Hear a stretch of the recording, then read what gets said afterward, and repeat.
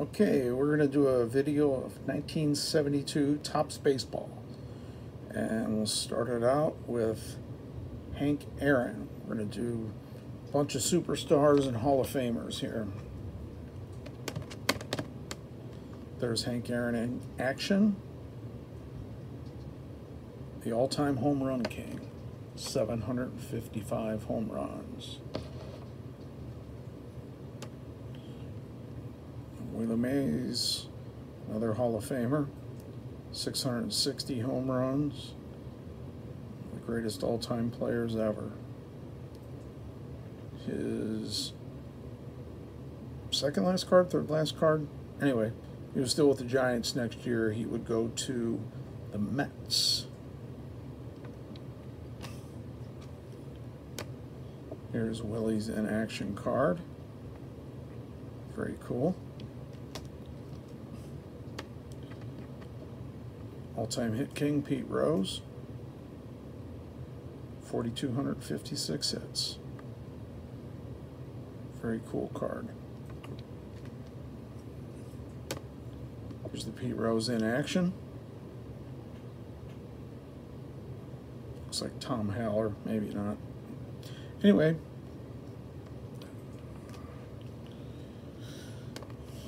Okay, we got the Rod Carew. This was a hard to get card. It was released in the High Series and printed much less than the previous series.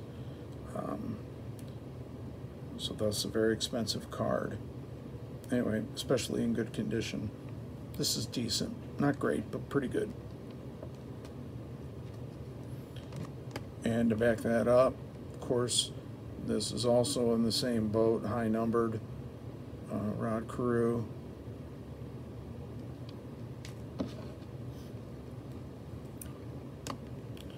Strikeout king, Nolan Ryan.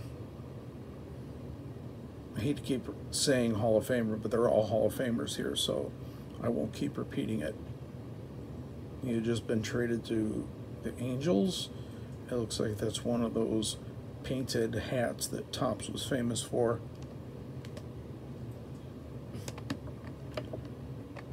Johnny Bench, he was MVP this year, 72. That was his second MVP. He was also MVP in 1970.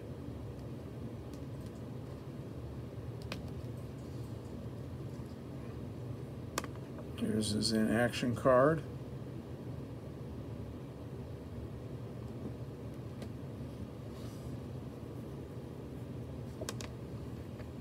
And the great Roberto Clemente. His cards are always sought after. He would have one more card in the top set after this in 73. And that would be it until he passed away. Here's an in-action card of Clemente.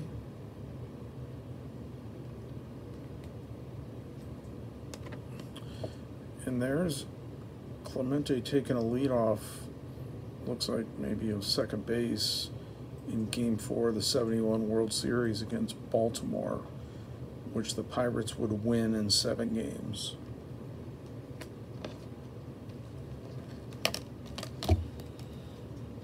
Okay, here's an early series card of Joe Morgan, still in the Astros uniform. But he was traded and he's going to appear in a red uniform in the final series.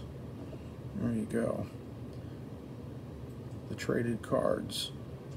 That's in the High Series as well. That can command some good money in good shape.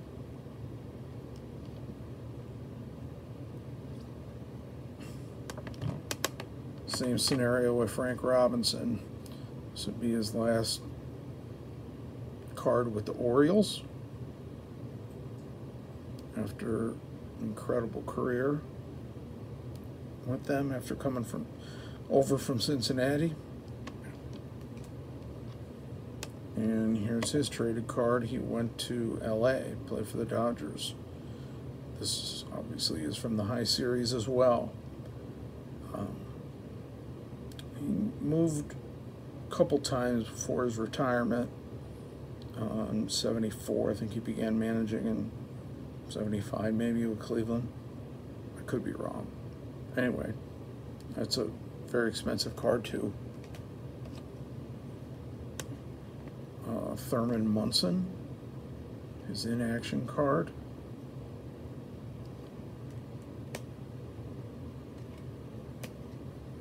Oh, he was captain of the Yankees for many years, until his death in 1979 in a plane crash.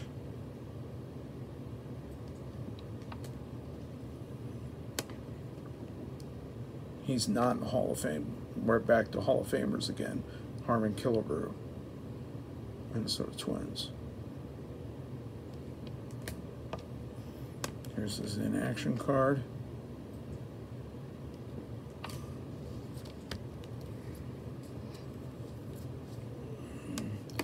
Hall of Fame manager Tony La Russa. He never made it as a player, but obviously had a lot of success managing with Oakland and St. Louis.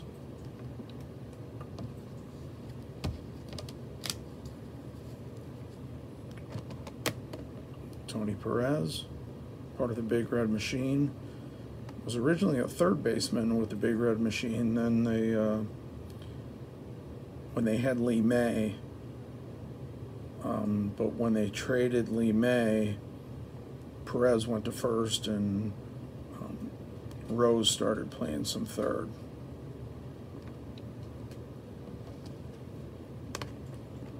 Carl Yastrzemski, great player. And here's Yaz's in-action card. All Hall of Famers with the exception of Thurman Munson. Okay, now we're going to go to the rookie card of Carlton Fisk, which is a very good card in the set. Cecil Cooper also had a long career. Mike Garman pitched for a while. Cooper hit 300 a few times. He's in Boston there, but he had a pretty good career with the Brewers. But Fisk, obviously, is a Hall of Fame catcher, one of the best. There's Billy Williams.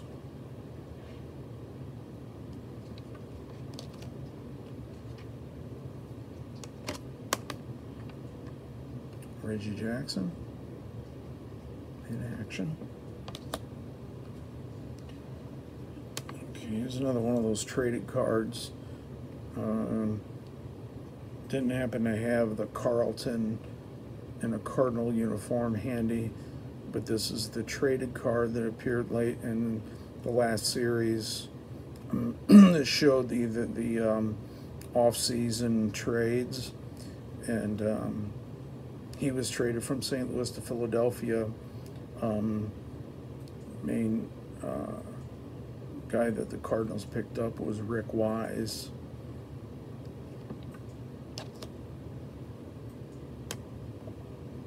Hall of Famer Juan Marichal. Here's his in-action card with that famous high leg kick. One of the greats in his era. Brooks Robinson. The Human Vacuum.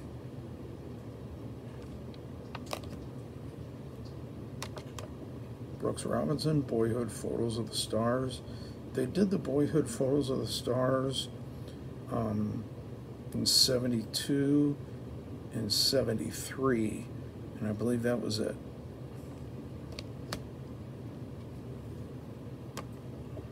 There's Don Sutton.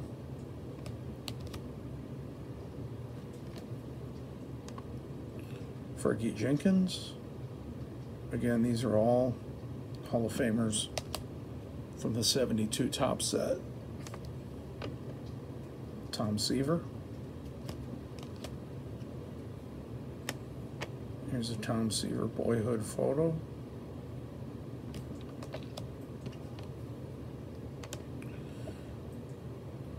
Willie Stargell. Pops. Boyhood photo of Willie.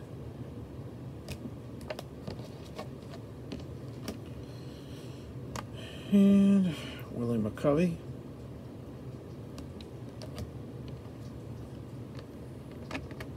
Jim Palmer.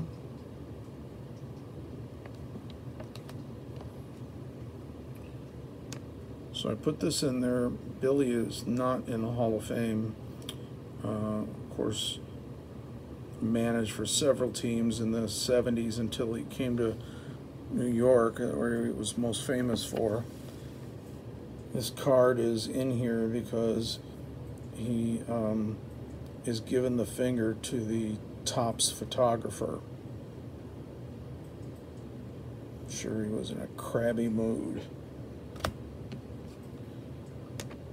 Here's a Billy Williams autograph that I have. Very cool looking signature. Reds Hall of Fame manager Sparky Anderson.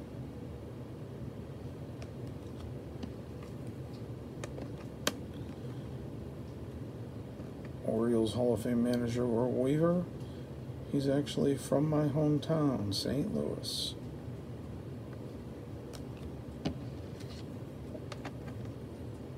And Dick Williams, who managed the 72 A's dynasty.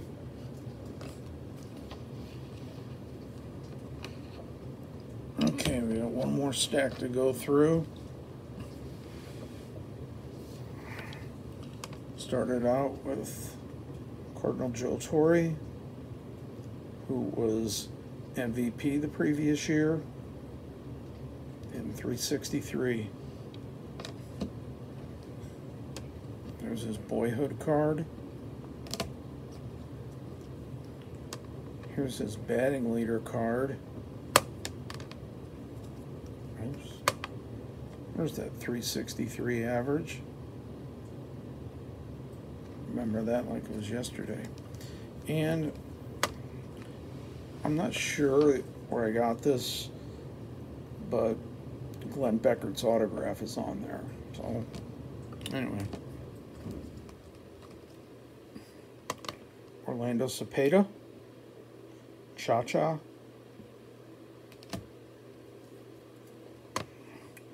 League leader card with Stargell and Hank Aaron. Lee May was an awesome power hitter too. Hit 300 and something home runs. Here's the RBI leaders, 3 Hall of Famers. It's pretty nice. Here's the ERA leaders, led by Tom Seaver. Okay, there's pitching leaders, 3 Hall of Famers on there.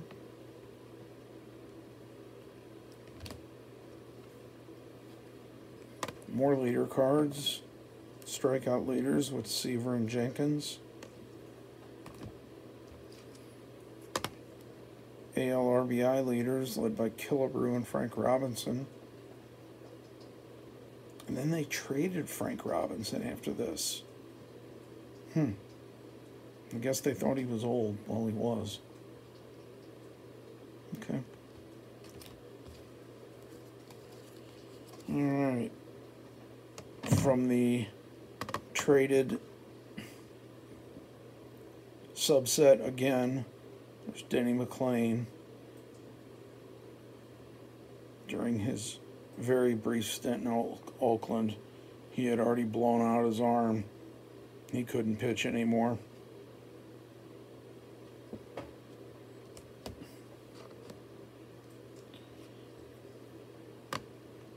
Rollie Fingers.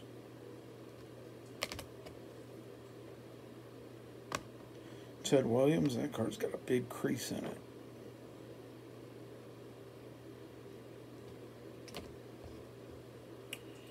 Louis Aparicio, one of the many teams he played for. Here he is in action.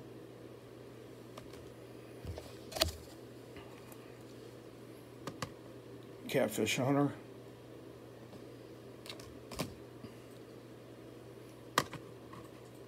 Gaylord Perry. Leo Durocher. Okay, so now we're coming up to some non-Hall of Famers.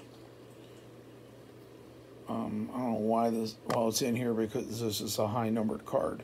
So I somehow ended up with it, and it's a high-numbered card. So it's rare. I like it. It's in there. Same with this. This is either a high number or semi-high number, but a good card is Jerry Grody. And here's a card of Tito Fuentes, his regular card and his in-action card. And they're both autographed. So cool. He always wore a headband. That was what unique about him. Another autograph of Jake Johnstone. There's another Glenn Beckert autograph. Jim Fregosi traded card. High number. Jose Cardinal traded card. He played for a lot of teams. Bill Buckner. I believe it's a Gold Cup card, but I believe that's his third-year card. Thought his rookie was 1970, I'm pretty sure. And then a Gold Cup card of Chris Chambliss, who was most famous for his time as a Yankee. Well, that is my 1972 Superstar Hall of Famer stack. We'll get you next time.